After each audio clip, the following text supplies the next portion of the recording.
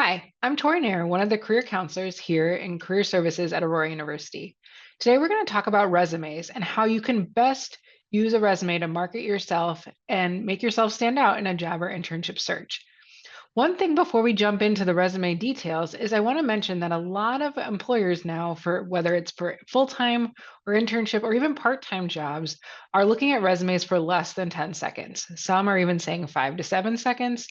And a lot of times, employers are even using something called applicant tracking systems, which are AI powered systems that look for keywords in your resume. So, we're going to talk about in a minute on how to maximize those keywords to make your resume stand out when you're applying for positions. Before I jump into that, though, I want to just talk a little bit about resumes and what is on them. And so the first two bullet points here, those are going to be on all of your resumes: name and contact information, education. Most of you have work experience. I think most of you are working part-time at least while in school, and so you'll list that. And then the rest of the bullet points listed here are all sections that you could have, but there are also sections that potentially you don't have yet, but will eventually add to your resume. If you don't have the experiences or you don't have the skills yet, then you won't include that on your resume. But obviously, if you have any or all of these, you'll include those sections as well. Contact information is the most important part because this is how they're going to get in touch with you. So if your name is hidden on the resume or they can't find it, then they're not going to obviously be able to get in touch with you. So nowadays you're including just your name, have it bigger, bolded, like I do here. Have your city and state. You don't even have to have your zip like we have here, but you could. And then phone and email. And with your phone and email, just be mindful of either using a professional email address. So something like this with your first and last name at Gmail or Yahoo, or you can use your school email. Those of you that are about to graduate or have already graduated, I would recommend the professional email address. If you're a freshman and sophomore, you can definitely use the school email address, but just make sure that you're checking it frequently, just like your voicemail, you're checking those frequently and responding within 24 to 48 hours. Then you'll list your education. So you're all students here at AU, so you'll list out Aurora University in Aurora, Illinois. I know it seems redundant, but that's helpful for them to know where you're located, and then your expected graduation date. You don't have to say expected, but you just list month and year, and then the degree that you're obtaining. Some of you may be getting a Bachelor of Arts, like this person is in business administration or psychology, or you might be getting a Bachelor of Science in biology or health science, or you could be getting a Bachelor of Social Work. So you'll include that there. If you're doing a double major, you may include both majors as well as minors here. Then you'll include your GPA if it's at or above a 3.0. And then include that it's out of 4.0. And then you can include any honors like Dean's List. Some people will list classes and things here as well. You're not going to include high school stuff unless you're a freshman, a first year student here at AU. And then you'll include community college or other colleges you transferred from if you already earned a degree, like an associate's degree. Work experience, again, most of you are working. Even if it's a retail part-time job while you're in school, maybe not related to your major, still include it. Everything on a resume is reversed chronological order. So you're listing your work experience, your current work experience or most recent experience, and then going backwards. You don't need to list all the jobs you've had. You can, but definitely things within the last 2 or 3 years.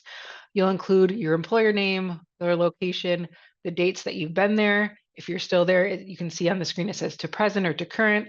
If you're no longer there, you would include just your end date, position title, and then list these bullet points.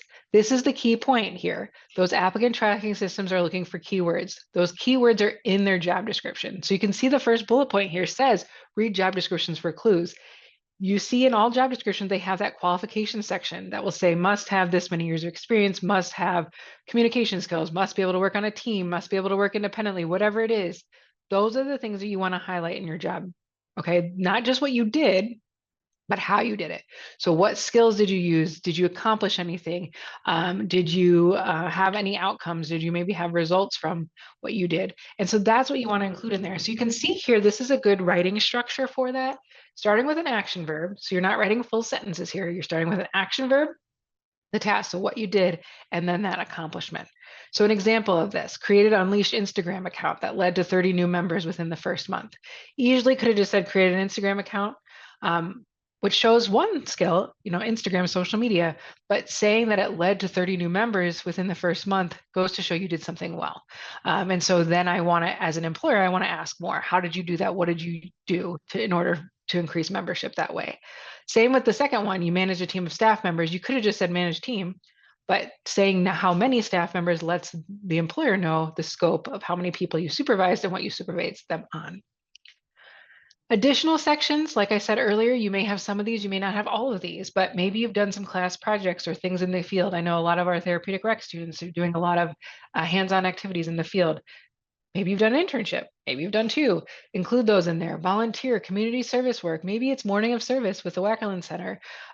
Maybe you're an active member of a student org, or maybe you're on the e-board. Maybe you're on a sports team. All those things are great to include. So these are just some examples of things.